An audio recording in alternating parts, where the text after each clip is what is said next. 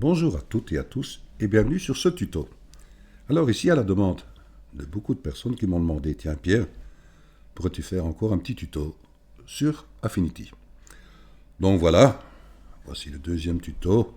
Naturellement, GIMP restera toujours une priorité par rapport au tuto. Mais voilà, ici c'est par rapport à la demande. Donc allons ouvrir Affinity. Voilà. Et ceux qui ont fait l'acquisition, vous allez voir ici, les petites pratiques vont être très intéressantes. Donc d'abord, allons ouvrir une image.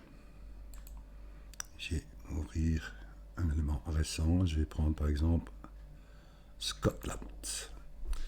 Voilà une belle image. Que vais-je faire de cette image? Et vous voyez ici que dans les outils, si je viens ici sur l'outil recadrer, vous voyez qu'il y a une petite vignette qui s'affiche en blanc avec marqué outil recadré. Et en accroche, si je reviens dessus, vous voyez qu'il y a le C. Qu'est-ce le C?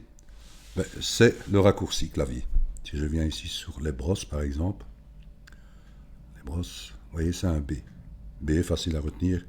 Si vous voulez directement activer l'outil brosse, vous cliquez sur la touche B. Enfin, appuyez sur la touche B de votre clavier. Alors, ici, allons dans l'outil recadrer. Vous voyez que si je prends ici le bouton de commande, je peux jouer avec les proportions, déplacer, ainsi de suite, pour recadrer mon image, comme dans GIMP. Mais dans GIMP, il faut cliquer au centre pour l'activer. Ici, il faut simplement ici cliquer sur appliquer. Vous voyez, je peux jouer avec les proportions. Je vais faire un CTRL Z. Mais si je veux garder les proportions, mais il me suffit simplement d'aller ici, dans le petit onglet ici, vous voyez, sans contrainte, sans contrainte, et je fais proportion d'origine.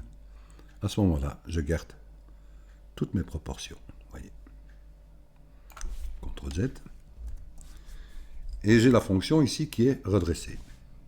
C'est celle qui va nous intéresser pour le moment. Donc, cliquons dessus. C'est-à-dire par rapport à l'horizon. Vous voyez que ma chaîne de montagne ici, elle est en biais. Je garde toujours aussi par rapport au paysage. Je voudrais redresser cet horizon montagneux horizontalement. Voyez. Donc je vais faire ici un clic en étant bien sur l'outil ici redresser. Je fais un clic avec ma souris, je reste appuyé, je tire l'oblicité qui est apparente pour pouvoir la redresser. Au moment où je suis comme ceci, vous voyez, je lâche, mon image se redresse. Pour l'appliquer, bien sûr, je fais appliquer. Vous me dites, voilà, c'est une bonne chose, mais maintenant, je dois pour ça remettre mon image en état pour ne pas garder toute cette transparence. C'est-à-dire que si vous voyez que j'ai une image ici qui est de 2200 sur 1414, si maintenant je viens ici dans l'outil recadrer, je mets ici le mode proportion d'origine, je viens juste me mettre sur le bord de l'image en haut à gauche, ainsi que en bas à droite. Si je fais maintenant ici appliquer, vous voyez que mon image, elle a nettement diminué puisqu'elle a perdu tous les alentours, tous les contours, c'est-à-dire qu'elle passe maintenant en 1954 sur 1256. Donc je fais un CTRL Z. Donc au départ, elle était à 2200 sur 1414. Donc elle a perdu toutes ces valeurs ici qui étaient en transparence. Bien sûr, elle a perdu toutes ces valeurs-là. Alors ici, il y a une fonction qui est pas mal. Si je vais, par exemple, dans Affichage, Studio, et je vais prendre Bibliothèque. Voilà, je vais prendre ici Bibliothèque, je le tire, vous voyez, et je vais la mettre ici en haut. Vous voyez que j'ai plusieurs fonctions dans la bibliothèque. J'ai logo, paysage et redresser. Si je clique dessus, magie, boum, il m'a tout remis en état. Et il a gardé les tags. Donc il a comblé les vides qui étaient en transparence. Enfin, les vides, tout ce qui était en transparence. par rapport à tous ces bords de l'image. Assez magique. Mais maintenant, comment reproduire cela? Cela peut servir, je ne parle pas que d'une seule image. Si je viens ici et je fais ouvrir, je vais prendre une autre image, ouvrir. Je vais aussi... Si maintenant vous me dites, ah mais je n'ai plus qu'à cliquer sur redresser, non, il ne va pas le prendre. Pourquoi? Parce que toute image qu'on veut redresser, ils ont une inclinaison différente. Toute image a une inclinaison différente qu'on veut reproduire. Donc d'abord donnons son inclinaison et puis cliquons sur la fonction redresser. Donc allons dans l'outil ici, recadrer. Choisissons le mode redresser. Je prends ma ligne. Voilà, je lâche. Je fais appliquer. Et actuellement, maintenant, je peux cliquer sur redresser. Et la magie opère. Boum. Magique, non? Mais maintenant, bien sûr, comment cela peut-il fonctionner? Alors, revenons à nos boutons. Fermons toutes les fenêtres pour reproduire notre image de base. Fichier ouvrir, récemment. Scotland. Voilà. Comme je vous ai dit, d'abord, nous allons redresser cette image. Voilà. Allons dans redresser. Je tire ma ligne. Voilà. Et je fais appliquer. Donc maintenant, que vais-je faire pour justement combler tous ces vides et aussi le mettre dans une bibliothèque?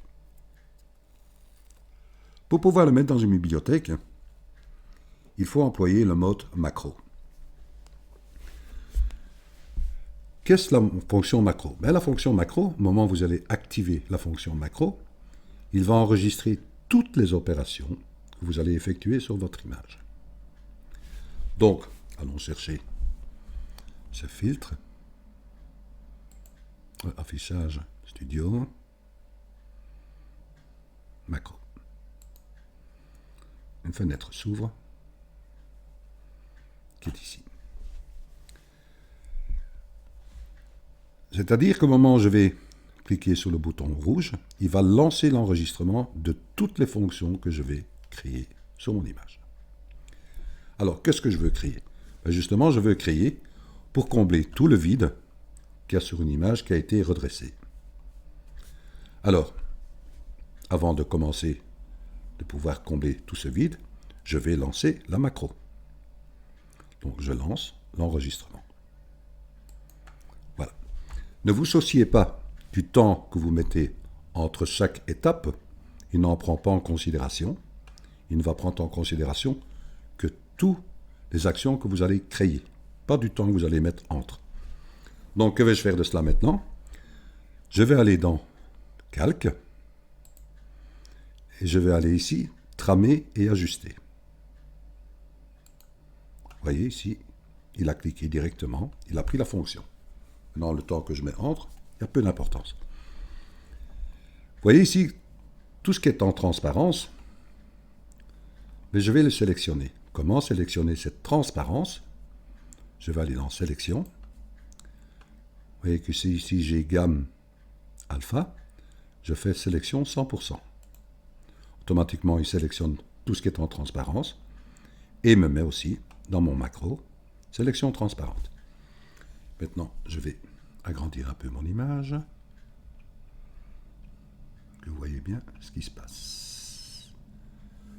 Vous voyez ici la sélection qui clignote, qui est juste au bord entre l'opacité complète et ma transparence. Je vais jouer avec cette sélection ici. Donc automatiquement, je vais aller dans Sélection et je vais étendre, réduire. Au moment où je vais cliquer là-dessus, une fenêtre va s'ouvrir. Je clique ici, vous voyez le 0 pixel, je clique et je mets un pixel et cliquer sur Entrée de mon clavier. Au moment où j'ai cliqué 1, vous avez vu que la sélection elle s'est mise juste dans tout ce qui est en opacité. Voyez. Et là, je vais appliquer. Automatiquement, vous voyez, il a sélectionné et tente réduire. Maintenant, je vais revenir avec mon image à la taille de ma fenêtre, donc en appuyant sur la touche CTRL et 0 de mon clavier. Voilà. Que vais-je faire de cela? Je vais aller dans Édition et je vais faire Retoucher. Boum, magie. Boum, boum. Il a comblé tous les vides avec le bord de mon image. Ceci étant fait, ma sélection, je ne l'ai plus besoin. Donc je peux aller dans Sélectionner ici et cliquer sur Désélectionner ou la fonction CTRL-D. Donc je fais Désélectionner. Voyez bien qu'il a pris en considération Désélectionner. J'ai fini avec toutes mes fonctions. Je peux arrêter l'enregistrement. Tout ça est très bien. Et vous me dites, je fais quoi maintenant de cette macro qui a été enregistrée? Justement, comme je vous l'ai dit, nous allons la mettre dans la bibliothèque. Pour cela, il suffit simplement de cliquer ici, Ajouter à la bibliothèque. Vous voyez, moi j'ai mis une catégorie qui est macro, qui est reproduit ici. Vous voyez. Et là, vous lui donnez un nom. Par exemple, redresser. Tout dépend de la fonction que vous allez employer. Donc vous dites, OK, vous avez mis par exemple redresser, vous faites OK. Ici, je ne vais pas le faire. Ceci étant fait, une fois que vous avez fini votre macro sur tel sujet, vous pouvez réinitialiser la macro. Maintenant, ici, je vois un exemple. Je vais agrandir mon image. Je vais aller ici. Vous voyez ici, j'ai une petite cassure. Les outils d'Affinity sont quand même assez géniaux. Je peux aller ici dans l'outil pinceau correcteur. Vous voyez, ma taille de ma brosse peut être valable. Je peux changer la brosse, enfin, de mon outil correcteur, avec la fonction de Affinity qui est appuyée sur la touche ALT de votre clavier. Un clic droit de votre souris et un clic gauche. Restez appuyé sur les deux. Vous glissez votre souris vers la droite pour agrandir et vers la gauche pour diminuer. Voyez. Je vais prendre maintenant ici la sélection avec l'outil correcteur qui est, vous voyez ici cette partie ici de la montagne. Pour cela, j'appuie sur la touche ALT. J'ai une croix qui apparaît. Je clique sur la fonction que je veux prendre. Je fais un clic gauche de ma souris.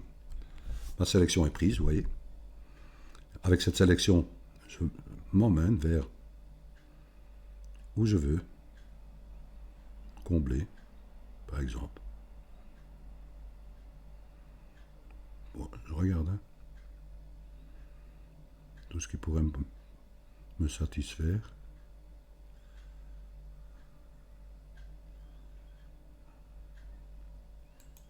Là, j'ai un petit clic, oui. Je peux le prendre comme ceci. Vous voyez, Affinity est assez magique. Donc là, j'appuie de nouveau sur la touche CTRL 0 de mon clavier pour revenir à ça. Voilà une bonne chose. Vous avez une macro pour la fonction redresser une image.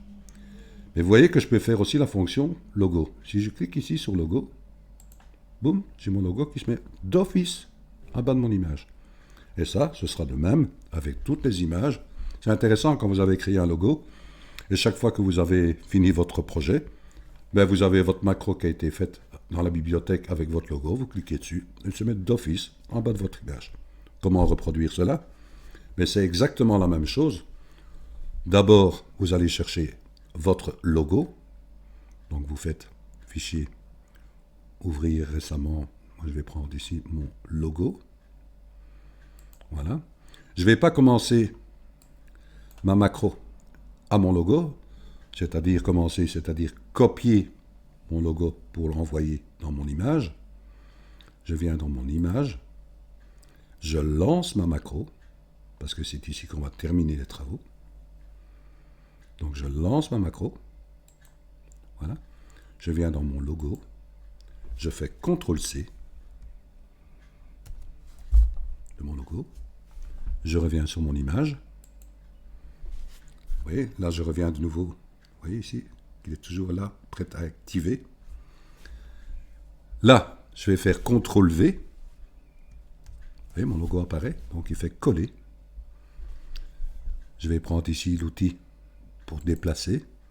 Mais là, je vais simplement diminuer mon logo. Voilà, il fait transformer. Ce logo, je dois le mettre en bas à droite. Pour qu'il puisse le reconnaître à toutes les images, je ne vais pas le déplacer à la main, puisque toute image est différente par rapport à sa taille. Donc, comment le faire? Il suffit d'aller dans Organiser. Là, je vais l'aligner à droite. Il se met Office à droite. Je retourne dans Organiser. Et je vais l'aligner en bas. Ceci étant fait, vous pouvez arrêter votre macro, lui donner un nom et l'afficher dans la bibliothèque. Là, je vais de nouveau. J'aurais fermé, ouais. Voilà. J'ai arrêté votre macro, bien sûr. Et là, vous l'envoyez de nouveau dans la bibliothèque. Vous lui donnez un nom, logo par exemple, ainsi de suite. Là, je réinitialise ma macro. Je n'ai plus besoin. Voilà une bonne chose.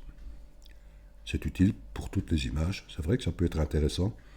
Et je vous ai montré aussi sur GIMP comment créer un logo. Si vous avez des idées là-dessus, dites-le moi. Je suis toujours partant. Donc ici, je vais fermer ceci. Voilà. Et je vais aller chercher une autre image. Qui est ouvrir récemment. Et je vais prendre Fantasy, je pense. Fantasy. Voilà. Très, très belle image. Et je vais aller ici maintenant dans les couleurs. Vous avez vu que, en travaillant avec les couleurs, si je fais X, ça change, vous voyez, du premier plan à l'arrière-plan. Si par exemple, je prends une couleur rouge et que je veux remettre en noir et blanc, ben, sur beaucoup de programmes de retouche photo, Photoshop, même GIMP, il suffit de cliquer sur la touche D de votre clavier. Vous voyez, moi je clique sur la touche D. Il n'y a rien qui se passe. Par contre, si je vais sur GIMP, voilà, je suis bien ici sur noir et blanc. Si je fais X, vous voyez, ça change. Si par exemple je vais prendre une couleur maintenant, je sais pas moi, le rouge, valider. Et j'appuie sur la touche D, regardez bien ma couleur, j'appuie sur la touche D, ça se remet en noir et blanc. Fonction très utile. En sachant que ça fonctionne sur GIMP, sur Photoshop, plein de programmes. Affinity, j'appuie appuyer. Ça ne fonctionne pas. Je me dis, tiens, allons voir dans Édition, Préférences, raccourci clavier, cliquons sur Fichier, descendons tout en bas d'hiver, voilà, c'est assez loin, et descendons tout en bas, et voyez ici remplissage en noir et blanc. Je clique dans sa petite fenêtre pour lui donner un raccourci, et je puis D. Je fais fermer. Donc voilà, si maintenant j'appuie sur la lettre D de mon clavier, je regarde les couleurs, ça redevient en noir et blanc. Donc, tout n'est pas perdu. Je ne sais pas si vous avez remarqué, quand j'ai été dans Édition et Préférences, Fichier, je viens tout en bas, Divers, je vais tout en bas. Vous voyez qu'ici, on a bien mis la lettre D, et vous voyez qu'au-dessus, il y a remplissage 50% gris. Dites oui. C'est intéressant, je vais vous montrer pourquoi. Donc je vais lui donner un raccourci.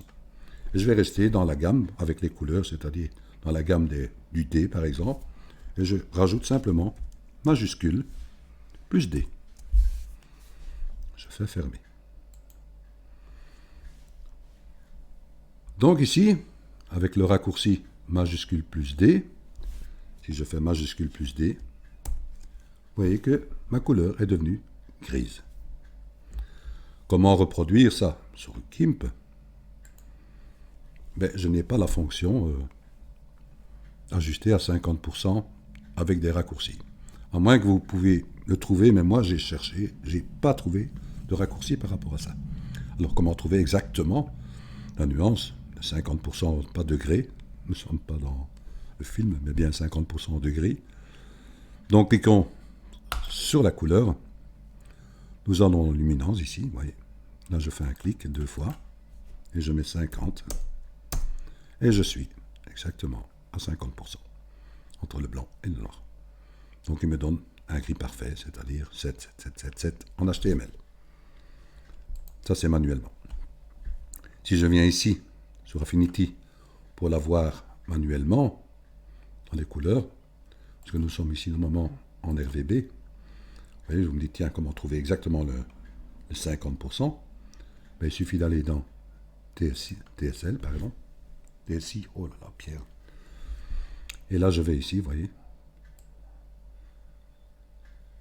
Je tape ici le L aussi exactement. Je fais 50, comme chez GIMP. Mais maintenant, j'ai le raccourci qui me le permet. Donc, je n'ai pas besoin d'aller ici manuellement. Je peux revenir dans mes couleurs RVB. Et je fais simplement majuscule D, j'ai mon gris. Que vais-je faire de ce calque, enfin, de cette couleur qui est grise? Je vais créer un calque. Voilà. Je vais vous montrer à quoi cela peut-il servir. Hein. Et je vais peindre mon calque en gris. De cela, je vais jouer avec les modes. Donc je vais prendre ici le mode. Oui, je joue. Donc on voit bien tous les modes qui apparaissent par rapport à mon curseur qui voyage. Et je fais incrustation. Ça n'a pas joué sur le rendu de mon image. Juste avec le mode. Même si je ferme mon calque, vous voyez, ça ne change rien. Mais ça peut changer par rapport maintenant aux couleurs que je vais mettre à l'intérieur. C'est-à-dire du noir et du blanc. C'est-à-dire en étant maintenant ici sur ma couleur gris, pour revenir à la couleur d'origine, appuyons sur D, nous sommes de nouveau en noir et blanc.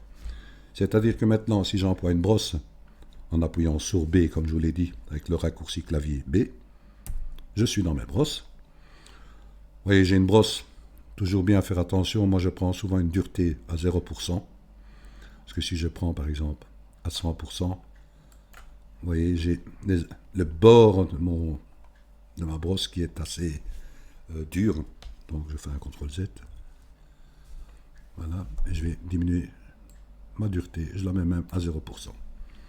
Là, vous voyez, c'est beaucoup plus doux, vous voyez. Je peux encore jouer avec le flux.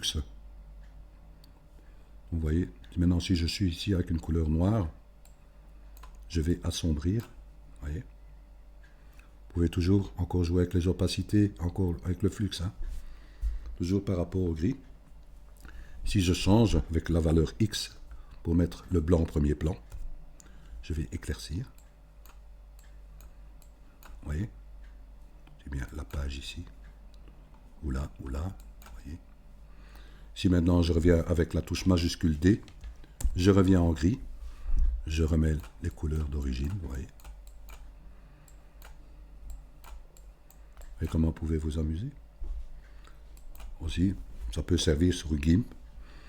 Alors, donnons une autre fonction, par exemple, maintenant, je vais supprimer ce calque. Voilà, et je vais jouer avec une autre valeur. Je vais de nouveau mettre les valeurs initiales avec le D. Voilà, je suis en noir et blanc. Je vais jouer ici avec les filtres de réglage. C'est-à-dire, je vais prendre ici, par exemple, les effets de calque. Vous voyez, ici, j'ai filtre dynamique. Les filtres de réglage. Donc, je vais prendre ici le filtre dynamique. Je clique dessus. Je vais descendre tout en bas. Et je vois éclairage. Bon, qu'est-ce qui se passe? Vous voyez que vous pouvez jouer avec sa valeur. Au moment où je joue avec sa valeur, vous voyez que ça bouge ici aussi. Ça bouge là, vous voyez. Donc je me dis, tiens, je vais diminuer là. Je me dis, tiens, je ne vois plus.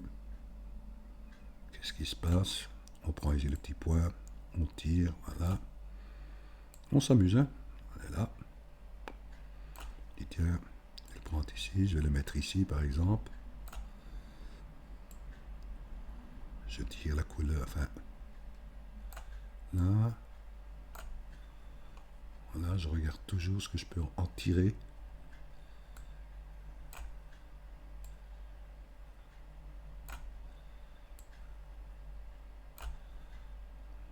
Je déplace. Et comment vous pouvez vous amuser. Là, vous regardez les brillances. Vous voyez, tout ce que vous pouvez faire. La diffuse.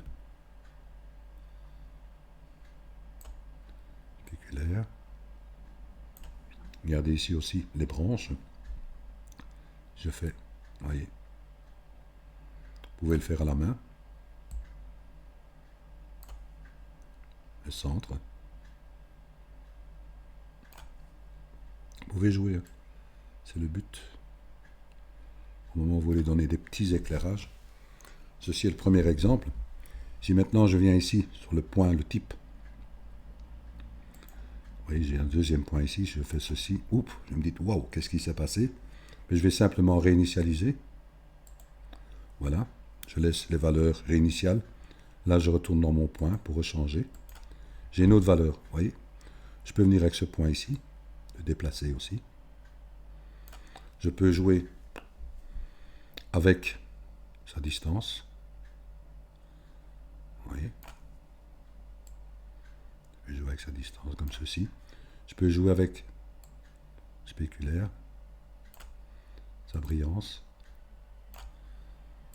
la diffuse, et donner un point par exemple, comme ceci. Je regarde. J'assombris assez fort l'image, je vais comprendre pourquoi. Je joue avec un point assez fort par exemple, je peux le déplacer. Bien le mettre ici par exemple, là. Je regarde, on s'amuse, hein, c'est le but. Là. C'est fort. De toute façon, vous pourrez le régler par la suite. Disons que je vais prendre ceci. Je ferme. Vous voyez, j'ai un calque. C'est toujours des calques d'éclairage qui s'est mis ici. Je suis bien là. Je vais créer maintenant, ici, un calque de réglage que je vais prendre en luminosité et contraste. Voilà. Je vais jongler, mais Pierre, ça va pas du tout, toi. Je vais jongler ici avec la luminosité. Vous voyez, j'augmente la luminosité. Je regarde le contraste pour le visage.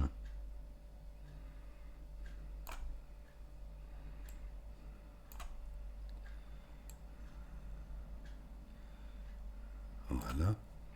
Je vais valider. Je vais employer ici maintenant une fonction qui est inversée. Inversée quoi? Le calque. C'est-à-dire que si je vais dans le calque, je vois inverser, vous voyez, CTRL-I. Je fais CTRL-I. Mon image s'assombrit complètement. C'est là que nous allons rejouer avec les brosses. Je suis bien avec l'outil brosse. Et je suis bien ici avec couleur blanc. Et là, je vais... Vous voyez?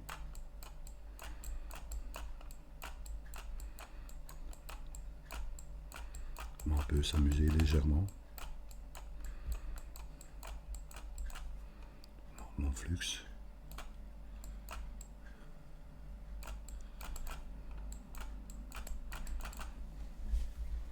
Je peux revenir sur mon calque ici d'éclairage en faisant un clic 2 fois dessus. Je peux jouer avec. Oui, moins. Donner moins d'éclat par exemple dedans. Plus de brillance. Libre à vous. Vous voyez, un petit exemple de quoi s'amuser. Naturellement, Affinity est vaste. Ici, c'est des petites astuces. J'espère qu'elles vous seront utiles. Voilà, je vous dis un grand merci pour votre écoute. Et naturellement, à très bientôt pour un nouveau tuto qui sera consacré à GIMP. Merci à vous et prenez soin de vous.